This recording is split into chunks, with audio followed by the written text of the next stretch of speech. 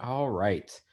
Um, so this is the agenda for this workshop. We're going to cover categories, the grading schema, exempting grades, total calculated columns, weighted calculated columns, interpreting your weighted grades, and also dropped grades. So I'm going to do the first few items, and then Lynette's going to finish it up. And for those of you that don't know me, probably looks like everyone here probably does. I'm the instructional technologist with Citi. My primary role is to support Blackboard. So if you guys ever have questions about something not working right in Blackboard, I'm probably going to be your first person to contact. Okay, so on that note, let's talk about categories. So categories are a way of grouping items in the grade center. And by default, there are already categories set up. So whenever you go through and create like an assignment or a test, it gets the category assigned to it automatically. And why the categories are important is because number one is organizational purposes. Number two can also be if you're interested in setting up weighted grades and you have a lot of assignments, like let's say you have 15 different discussion boards, it's going to be easier for you to give those discussion boards like a weighted grade based on the category for it. Um, so like most people say that, oh, all of my discussions are worth like 10% of the final grade instead of like each discussion individually. So that would be the easiest way to assign that particular type of assignment a portion of the final grade, the final weighted grade. You can always check and see which categories you have in your grade center by going to the full grade center, and then you click on manage and you click on categories. And these are the default ones that are in here. Usually it's like assignment, discussion, tests, and then like wikis and things like that. Um, you can always create another category if you want to. So some people, um, let's say that you guys have like, I don't know, group assignments or something like that. You could always create another category for group assignments, and then you just click submit here. Um, One thing that you can do is when you are creating your um, your item, whatever it is, an assignment, a test, you can change the category from there. But you can also change it from the grade center in I think it's under column organization. And this is an easy way of seeing what all you have in your grade center and what category it's associated with. So you can see here, there's 4 tests created and they have no, actually there's a final exam too, and they have no category associated with them. So for example, if you wanted like all 4 of these tests to be worth, let's say 50% of the final grade, the easiest thing to do would be to assign these like a test category and then give that test category like 50% of the weighted grade. So from here, I can just click the box beside the items and do a change category to, and then I'll go ahead and give this one a test category and then click submit. And let's take a look here. And I'm pretty sure you can change it from here as well. Let's see here. Maybe not. Some of these are sometimes in Blackboard. There are some things where you can change the category and some not. So I guess the test, you're not able to change the question. Amber, did you have a question? Yeah, can you just show us again? It was in the manage column organization where you created the category? Because that is It's super actually, helpful. it's under the full grade center. And if you hover over manage, you click on categories here. And this lets you see all of the categories that you have currently. And it will let you create new ones. And if you see here, there are check boxes beside this one here and this one here these are like ones that I created so I can delete them, but these here you can't delete because they are like Blackboard created columns and they're just by default in every single course. And the nice thing is it does show you here which items or assignments, or these are just the columns in the Grade Center, are associated with that particular category. And Oh, that's super helpful. yeah, and like I said, by default, there are certain things that you create in Blackboard that like get a category associated with them by default. Um, so like assignments, for example, I think it gets an assignment category associated with it. So Lynette created these, and Blackboard goes ahead and assigns it an assignment category. And then discussion, like graded discussions, of course, get the discussion. And usually tests get the test category. I'm not sure why I didn't do that. It might be like the way that they were created or something like that. Hey, Matt, Correct, Matt. I was too another lazy question. to make a real test, Matt. So I just created test column. So you're absolutely right. Oh, That's okay. why So they're not these there. aren't legit tests. They are just like fake tests. Okay, that explains it. Yeah, I was wondering why Blackboard didn't automatically assign it to the test category. Hi, Matt. Hi. This is Diane. I see that you made the test, you made that category. You have 4 tests in there. Now you said they were would be like 50% of the grade. And I was wondering, where would you see that at? It's actually the weighted Okay, total, right. yeah, the weighted Right. total column in the grade Right. center. I think Lynette is going to talk about that. I do understand that. I thought that you would see that there too in the categories. No, Okay. you won't actually. You'll have to go into that weighted total column and change that. So Lynette's going to talk about that. That's the number 5 Got it. note here. So that is pretty much it for categories. Essentially, it's just a way of organizing your columns, and really the main purpose of it, I think, like most people don't worry about categories unless they're going to use, like, unless they're going to calculate their weighted total based on like a type of assignment, like a number of them. So a good example, you have like 15 discussion boards. um, Instead of going through one by one and saying, oh, discussion board 1 is worth 1%, discussion board 2 is worth 1%, you could just go through and say all of the discussion boards, there's 15 of them, they're worth 15% of the final grade. It's much easier than having to like add those columns one by one to the weighted total. And Lynette will show you guys that. So the next thing I want to talk about is the grading schema. This is also really useful. A lot of people don't know about this, and they don't even like worry about it usually. But a grading schema is essentially something that helps Blackboard determine how to calculate the grade.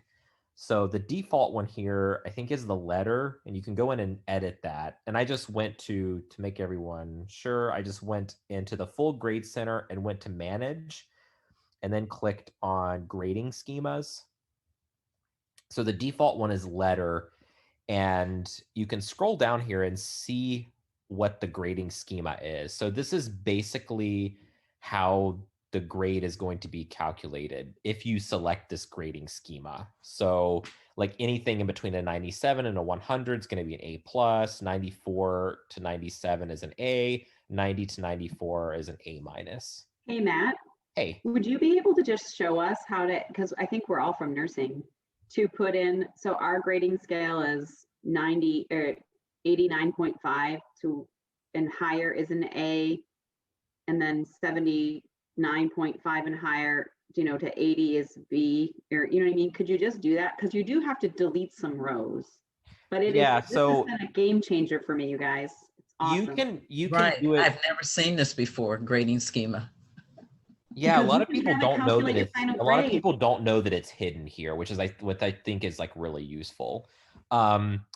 Basically, you can do it one of two ways. You can edit this column if you want to, or you can just create a new one. It's probably less work, I would say, I don't know, that's hard to say. Do you guys use like A plus, A minus system, or is it just A, B, C, D, F? It's A, B, C, D, F. Actually, we don't even give Ds, do we? We get A, B, C, Fs. Oh, Right. okay. Okay, so in that case, I would just create a new one, I think. So create grading schema, and we can just call this College of Nursing letter. And I'm just going to go through and add a few rows in here. So you said it was 100 to 89.5. 89.5 is an A. And the tricky thing is it's the lowest number here followed by the highest number. I've done it in reverse before and it throws an error. So just be really careful with that. And then And what's it's gonna 79.5, yeah. okay, 79.5 is a B. And then 69.5. 69.5. And then I think you have to write 0 in that left column now, and less than 60. Like if you go from 0% to 69.5, then you get an F, right? Yep. So you 0 to less than 69%. Okay, so that's going to be an F. Whoops. I want to delete these instead. So A, B, C, F. And then the side over here is basically saying that if you manually enter one of these letter grades, this is what the percent is going to calculate as. So that's up to you. If you're going to be manually entering a letter grade in a column, this might be important, but otherwise, I don't think you have to worry with it because more than likely you're going to be setting up a total column that is using this grading schema to calculate the student's final grade. So I would just ignore this here. I don't think it's useful in this particular case. So I'm going to go ahead and submit this. Oh, we'll calculate as, I do have to change this here. So it just has to be something in between these values it said. That's the error. Yeah, like put message. 80, 85. I'll do like an 85. Yeah, And then then like a 75, 75. and then I'll do like a 50 here. Yep. Okay, so we've created the grading schema, and where this is really useful is um, sometimes you want to grade a particular assignment. So not only is it useful for the final grade, it could be useful for an assignment as well. Like let's say that an assignment is if students get in between a 100 and a 50, they get like an A on it. And if they get between like a 0 and a 49, they get an F on it. So you could create a grading schema for that as well. And you just assign the assignment to that grading schema. So I'll go through and edit one of these assignments and I'll show you guys how to do that. So it's under the display of grades section. So display grade as. The primary is the default is the score. That's like the student's like raw score, but you can also change it to one of the grading schemas here. So if you wanted to use like that College of Nursing letter schema that I created, you could do that as well. So I've helped people with that before. It doesn't happen very frequently, but usually it's like these kind of assignments that it's sort of pass or fail, but it's like the student's still getting a number grade on it, but there's really only like 2 possibilities that they could get. Just kind of an example of how that works. And in regards to the total grade, so let's say that I'm going to use like this total column here to calculate the student's final grade. I would just edit the column and change the primary display from score to College of Nursing letter. And now you can see that changed from numbers to the student's letter grade here. So this can be really useful for you guys. I know that you have to enter those grades, like the letter grade in Web Advisor. So you could just create a column in Blackboard that is calculating their College of Nursing letter grade. And that way you didn't have to like manually figure out what it is based on like the percent value. Matt, can I ask a question? This Sure. is Joe. So my students can see the total column, correct? I mean, I have it so they can see the total column. So as the semester progresses, they can see how they're accumulating their points. So would you just change this total column at the end of the term to the letter grade? I mean, my students like to see their points increase, I guess.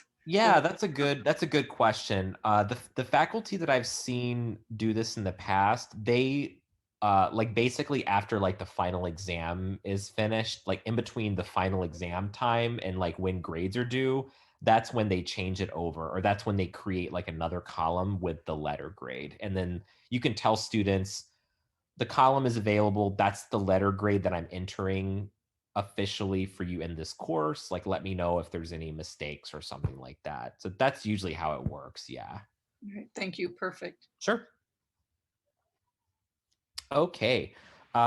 So that is pretty much it for the schemas. Hopefully you guys find that useful. It's definitely a feature that I don't think a lot of people use, but it can be like super helpful. I've also seen it helpful for like, let's say that you have like there's a particular student that you have in your class who's maybe taking it as like a grad student, and there's like a different grading schema for grad students versus undergrads, or someone's taking it for like a different type of credit or something like that. That's where I've helped faculty in the past with that as well.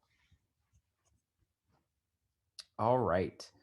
So unless there are any questions about grading schemas, I'm going to jump down to exempting grades. So this is really useful as well. If you ever have a student who, like, you're not requiring them to complete an assignment, it's really important for you to exempt their grade. So I'll change this back to the numerical grade,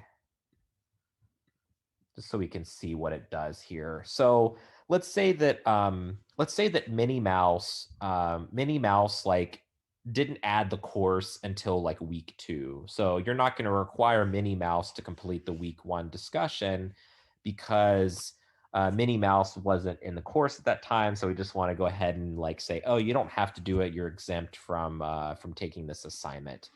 You don't want to give the student a 0 because that's definitely going to count against their grade. If you leave it blank, that usually is okay, but sometimes it can cause problems with the student's final grade. So I always recommend just exempting the student from it. And to do that, you just click the drop down here and then click exempt grade. And as you can see, it didn't change the student's like total like numerical grade here, but it very well could change the weighted total depending on how you have it set up and how your points are set up and things like that.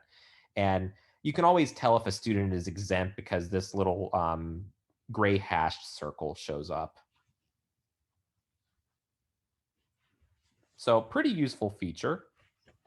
Hey, Matt, the other reason why I used this recently was because of students, and this may be helpful in nursing too. Students had to have a certain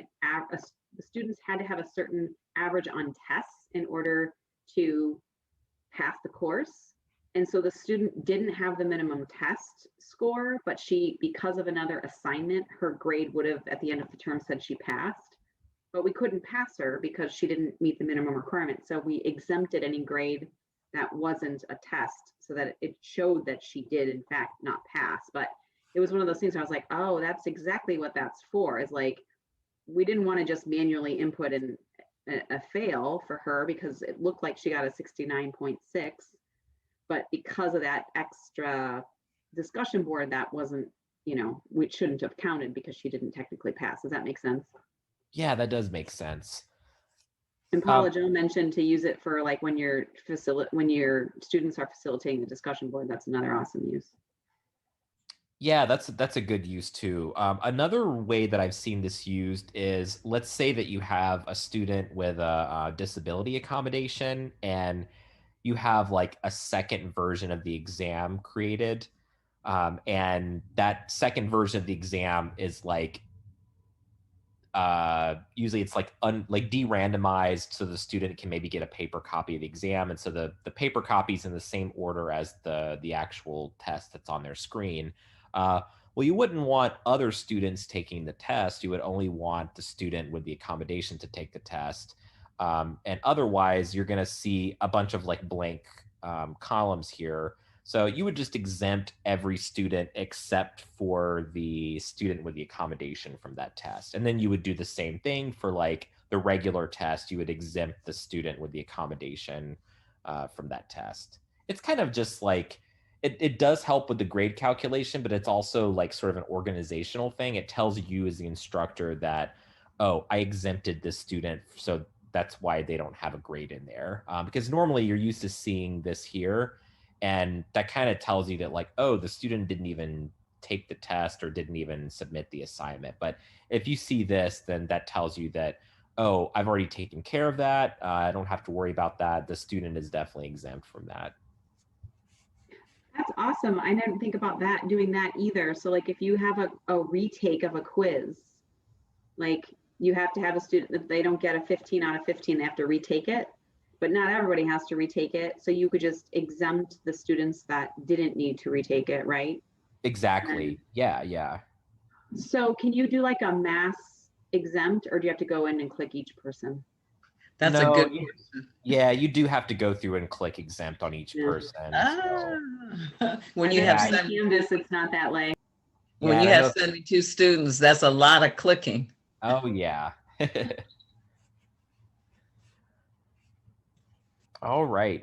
Let me know if you guys have any other questions on exempting grades, but I think that is it for my part. I think Lynette's going to cover 4, 5, 6, and 7. So I'll go ahead and pass it over to Lynette.